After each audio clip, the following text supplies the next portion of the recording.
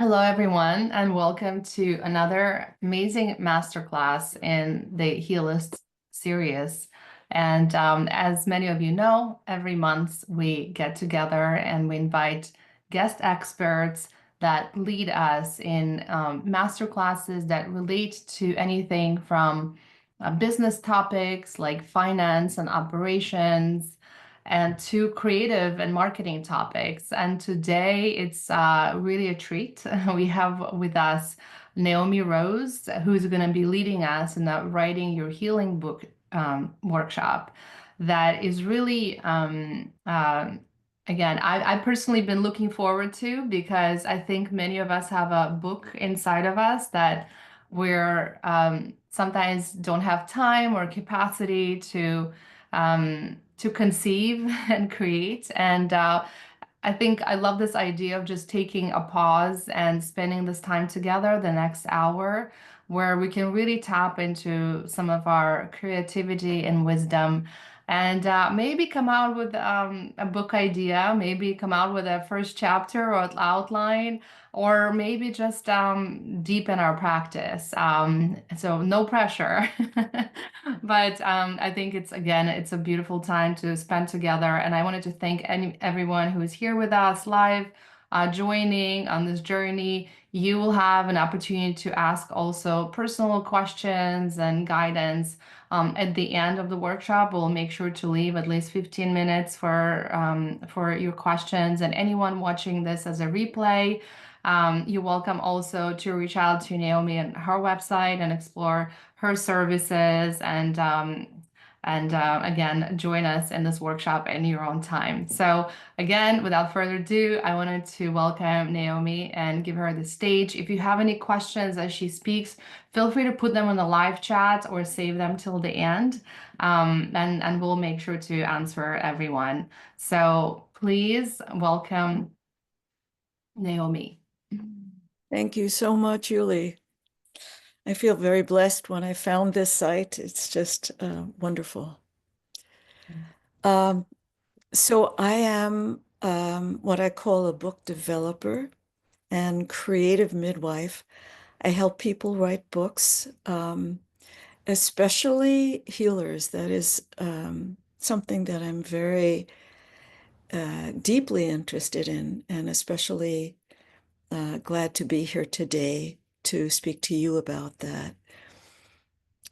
Clearly, our world needs healing, and the people who are here and who'll be watching the recording have some deep interest in healing. Perhaps it's your actual profession. And my view is that for a book to be healing, it needs to have the essence of the writer in it.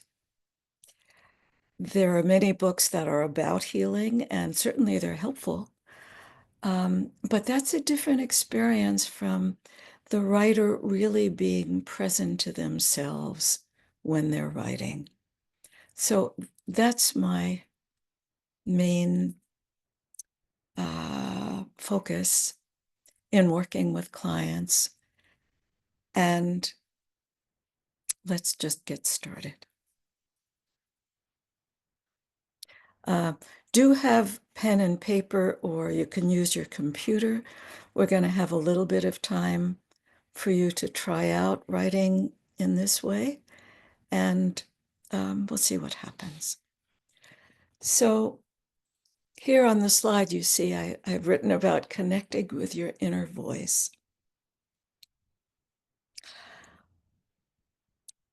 To me, writing from the deeper self is primarily about being in contact with yourself and then giving that voice.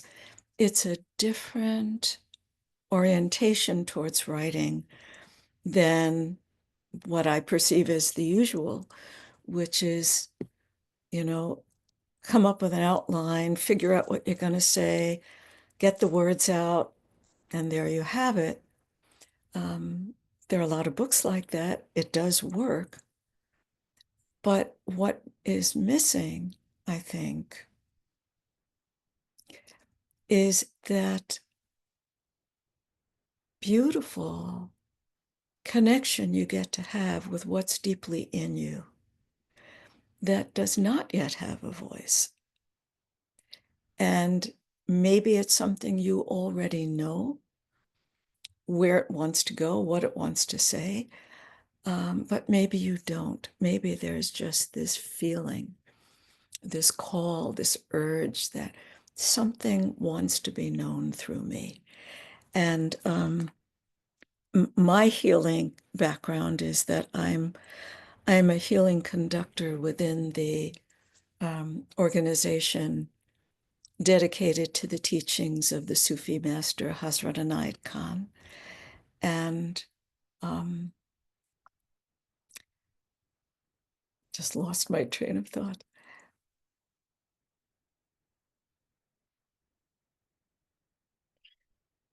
His view is that when you are deeply connected to yourself, whatever you say has a resonance to it, and people get it, whether you're actually speaking aloud as I am now, or whether you're writing on the page. So where you are inside yourself when you're writing is really of the utmost importance, because it's not only going to help focus you about what you want to say, but it's going to give a resonance to your words as they are actually on the printed page. And then later on, when somebody reads that, they'll get it. On some level, they'll get it. So there's absolutely nothing wrong with simply writing about healing, whether you're thinking of writing a book about your work as a healer, or a novel, or a book of essays, or whatever form it may take. You can do it without this inner contact. There are hundreds and hundreds of thousands of books like that. But if you do have the inner contact, the very process of writing will give you something healing. So that's why I'm in favor of it. So let's just take a look internally now. What do you already know about your own inner voice? Is it different from your social voice? Is it different, and maybe it isn't, from your teaching voice if you do teaching of any kind? Is it different or not from your talking to clients' voice? What is it that tells you when your inner voice is speaking true? What are the signs of that for you? Maybe you get a body sensation. Maybe there's a certain energy, a sense of recognition, and maybe relief. Yes, this is really me. Can you distinguish between those times when you feel an intimacy with that inner voice versus projecting an image? I personally have been investigating that. And for me, if this turns out to be helpful to you, what I find is that when I'm able to be with that, intimately with that inner voice, I feel like I am deep inside. I feel like I am back into myself rather than pushing myself out of myself. So it might take a different form for you.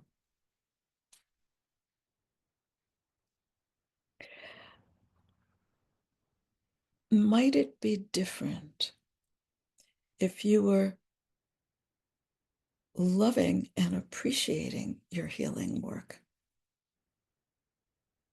as you were present to it inside, in the spirit of speaking it on the page.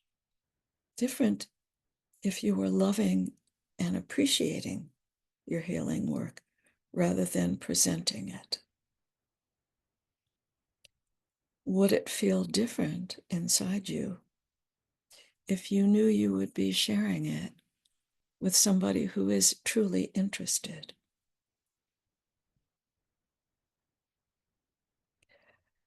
So if there's a goal in this, I would say it would be being able to hear your inner voice and to stay there when you write, to get more and more familiar with what it's like to express yourself on the page from that place. It does make a difference. And it makes a difference to your eventual reader. So I just want to give an example of one of my clients who is a therapist who works with healing sound. And she had written quite a few pages after starting to work with me about her life and about her work. And she related to me afterwards that it was kind of torture for her to do this. And that sense of torture was actually evident in the writing. It felt flat to me. It felt purely descriptive. This happened, that happened. And so she was feeling frustrated, and I could see why. And I suggested, especially since her healing work had to do with sound, which is not words, but still the voice, I suggested that she speak it to me. Just try it out. And it turned out that that was her way. She just began to soar. She got into an explanation of her work with examples in a way that was so fluid and confident and able to speak both conceptually and motivationally that we both kind of had our jaws dropped. And what I learned, what she learned from that was that her way was speaking in relationship. So you may find that that's something that works for you too. At the same time, I would really like to encourage you to bring that sense of speaking in relationship into actually writing on the page, because the relationship is with yourself.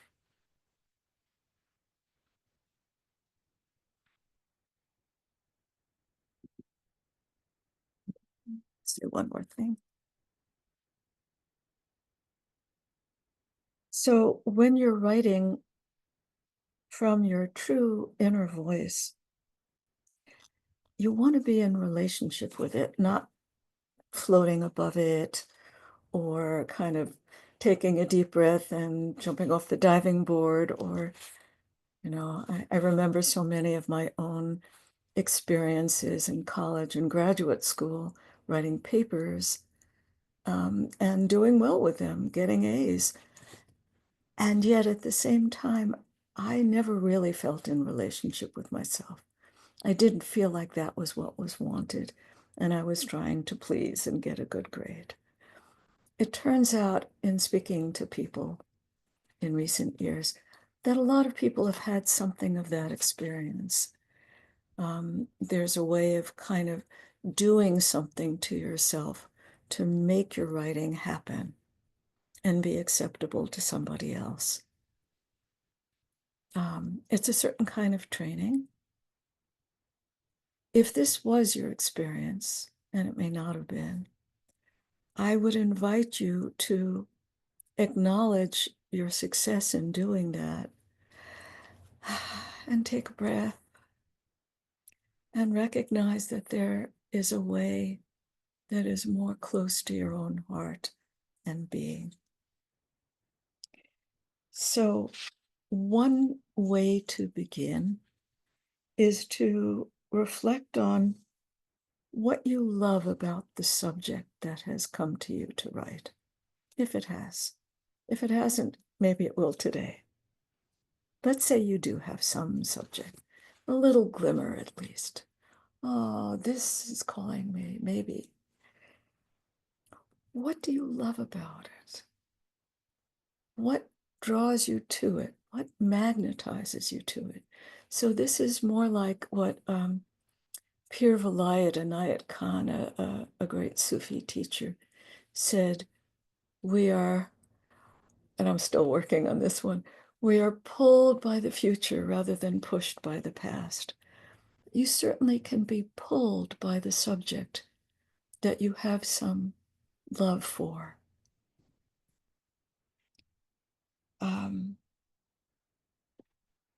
Okay. So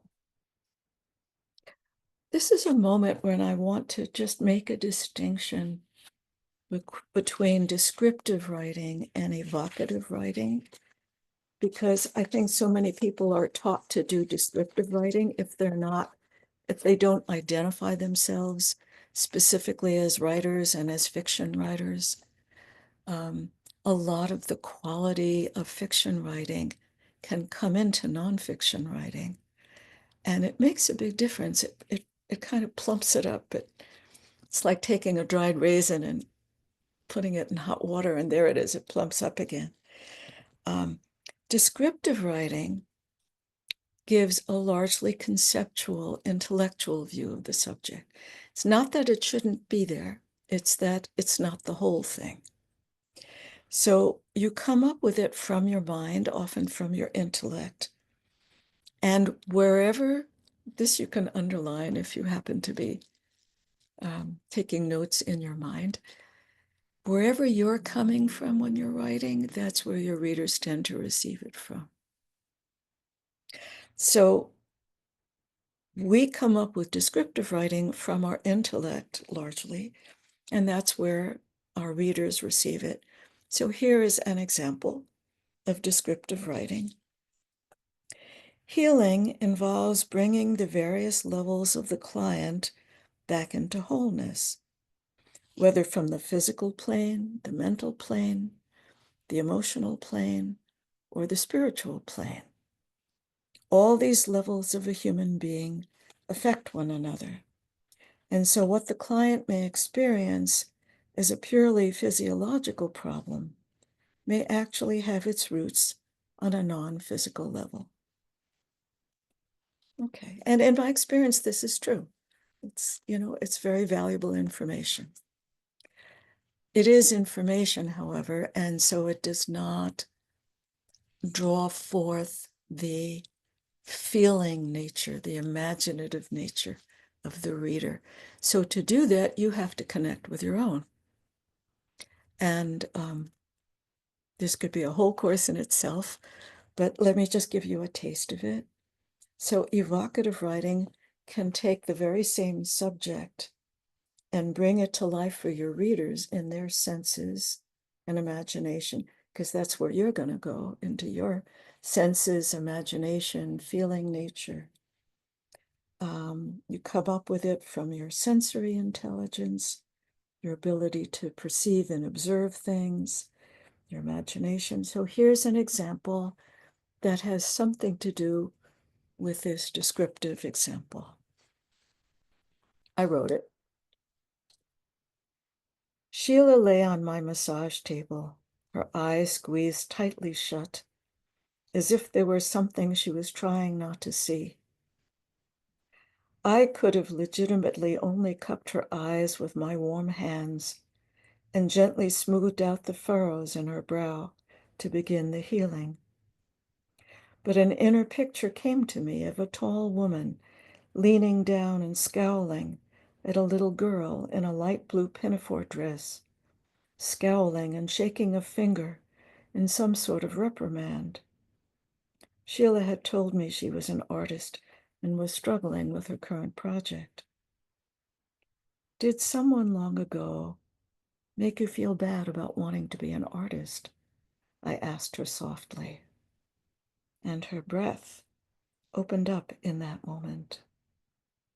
Oh, she exhaled, as if she'd been waiting all this time to be met more deeply in this earlier place, when her innocence still poured through her eyes and found beauty in whatever it landed on. So you can see just in your own response, there's something different in you. I'm making the assumption that's coming in to receive this, something that is meeting this with another place in you. So to consider now, if you have a subject, later, if you will have a subject, what is it that you love about your subject? What has life for you now? This is really important because it's going to guide you. And if I didn't say so before, this approach, which I call writing from the deeper self, it's not a template. It's not a fill in the blanks. It's you paying attention to you and writing what comes. And then there are other stages down the road, which I'll speak to. But that sense of yes, yes, this speaks to me, this calls to me. I want this. I want to follow it. I want to bring myself into it. This is just essential.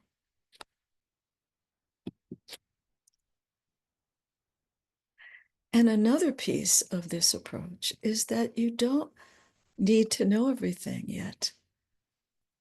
You don't need to, you can't. It's good that you don't. Really, think about how boring it would be to know everything you were going to say and then just basically transcribe it on the page. Something is calling you and you don't yet know. And that's the nature of the spiritual journey, too. So, this way of writing not only brings your own spiritual life into it, but it becomes woven into your spiritual journey. It tells you things as you walk the path.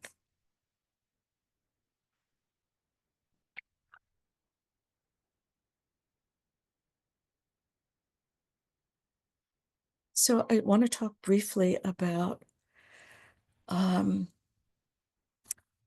these distinctions that we've come to know as left brain and right brain. Sometimes I call them top down and up, bottom up. People often tend to find one easier to work with than the other. In my experience, the cultural emphasis tends to be more on the left brain, top down outlining. You may have done this yourself for work for some reason, but if you're identifying in any way as a healer, that says to me that your intuitive nature is very, very evident to you. It's so much of what you work with, even if you had to do a lot of scientific learning about your particular field, body work or psychotherapy or whatever it is. I am making the assumption you use your intuition, you trust your intuition. Well, that can come into writing a book too. I call it getting glimmers, feeling your way. So let me see.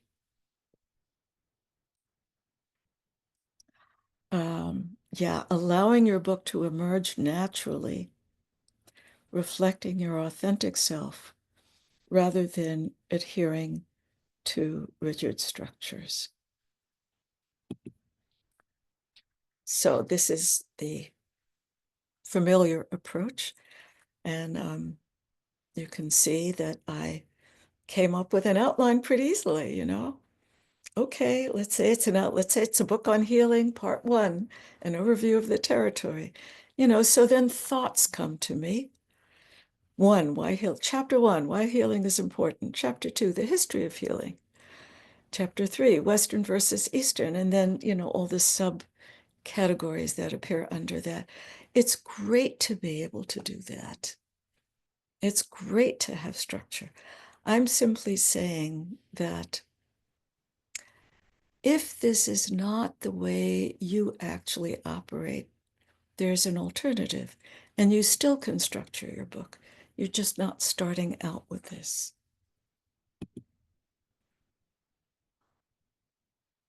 So I call it glimmers. What's a glimmer? So an evocative description of a glimmer that just comes to me intuitively now is it's like a little firefly at night. Suddenly there's this little winking on and off light that comes close, and your attention goes to it. And you don't get necessarily a whole picture, you get a bit. But the fact is that you're receiving it, it's given to you, you're not efforting at it. So when you get glimmers, take out your pen and notebook, get out your keyboard, write them down, because they are gifts from the divine in you. And you may not know where they're going and all of that, but they're gifts, so receive them. I'm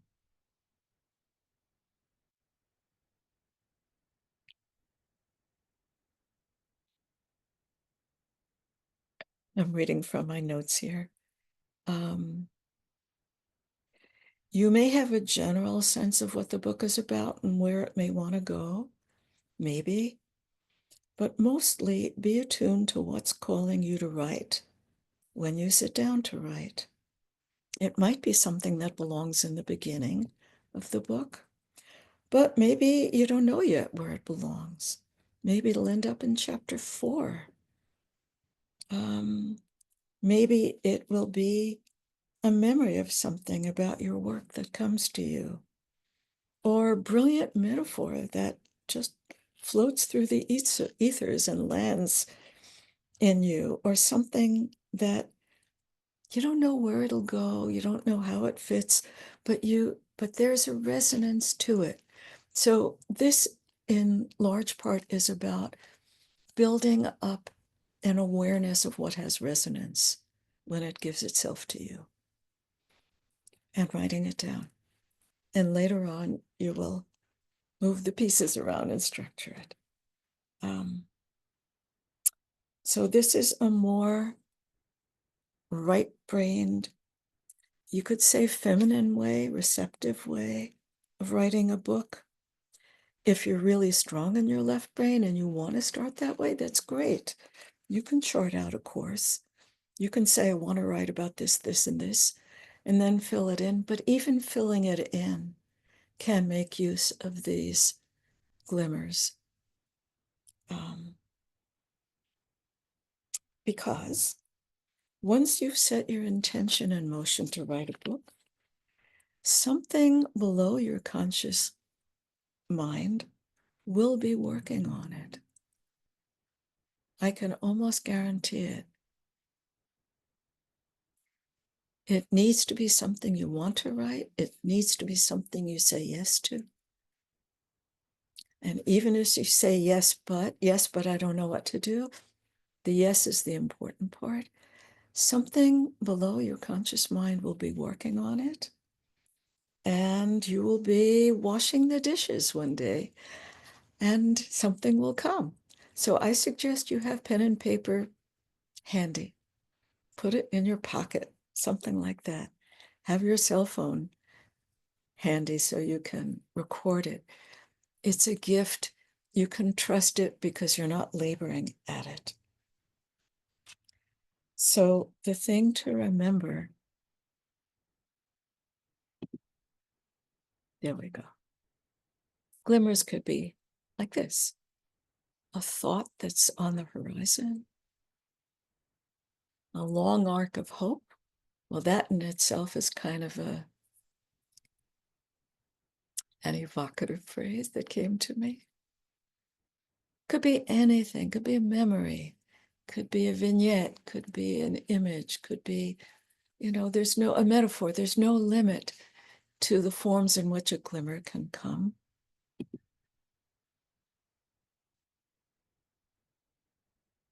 This is an image of a sculptor making a sculpture.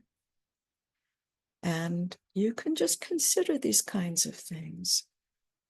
When you're writing, are you controlling something, making something, discovering something? Obviously, I'm in favor of the discovering, but making is important too. You're a creator.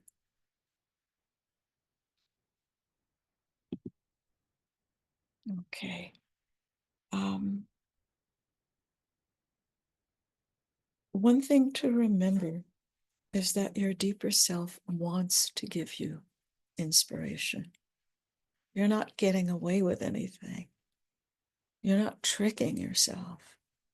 You're not fooling somebody else. You're opening to what wants to give itself to you from the source of creation, of which you are both a creation and a creator. It is the delight of the creator to open up a channel in you for creating. You're supposed to get something from this. You're supposed to get nourishment and healing from this, along with some bumps and maybe struggles here and there.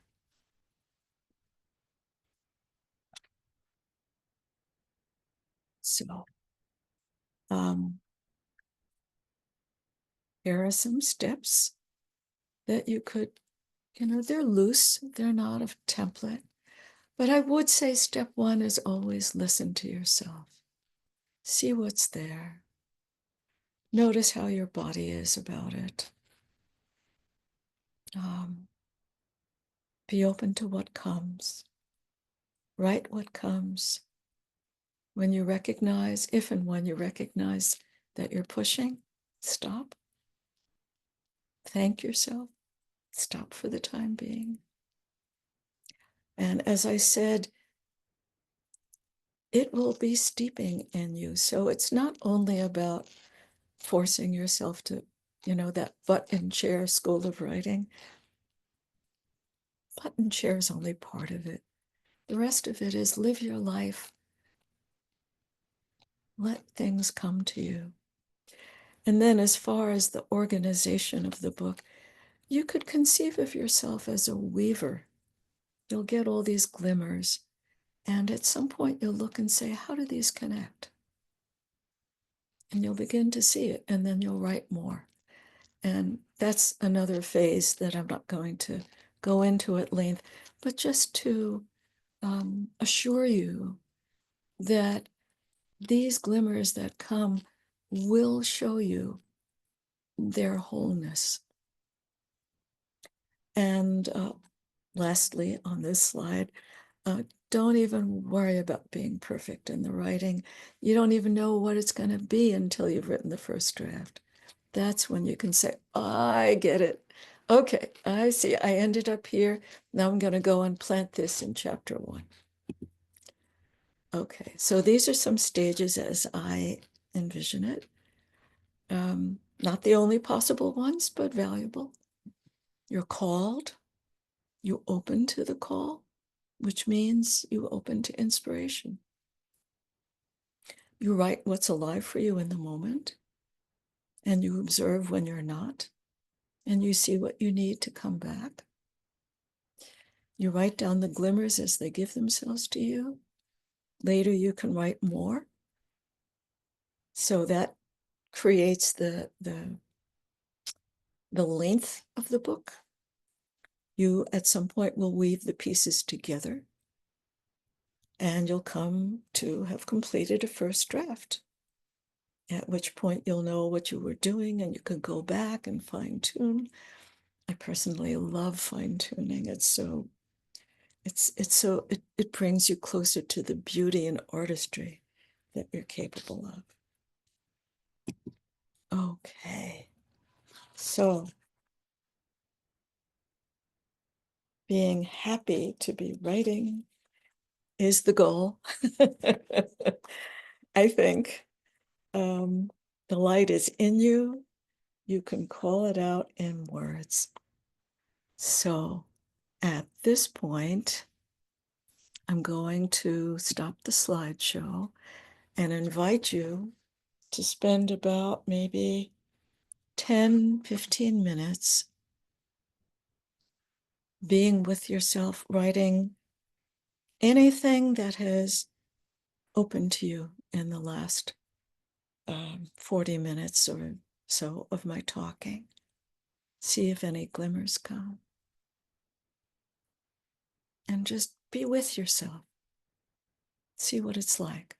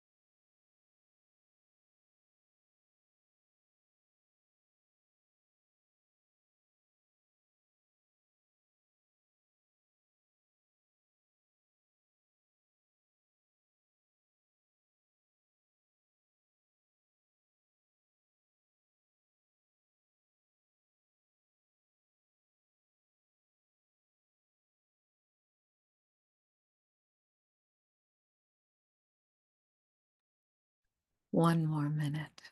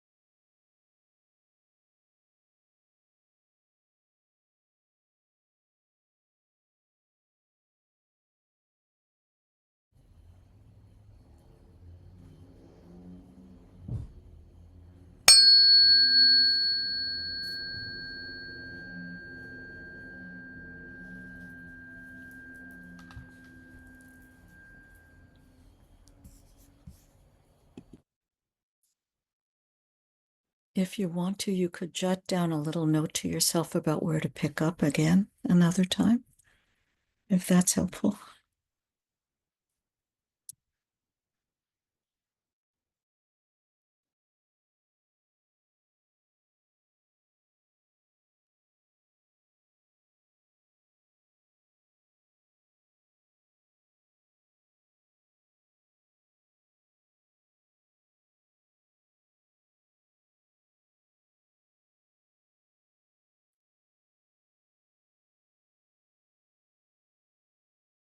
Okay.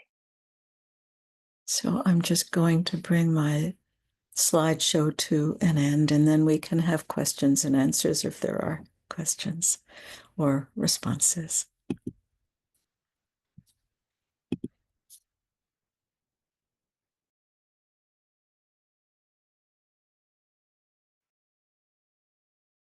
So I've written some books about the creative process.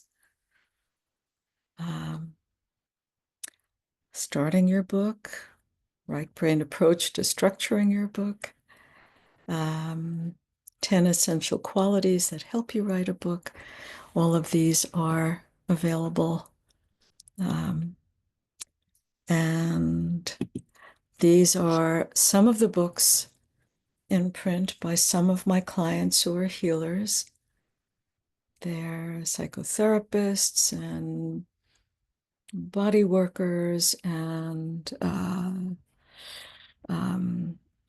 women's focused healers and things like that. So this is just to say it can happen. You know, they all started somewhere like, what, me write a book?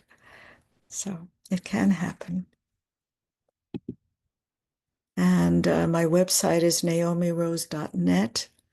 I do give free gift sessions, especially to Heal List members. And you can email me, and you can contact me through Heal List as well.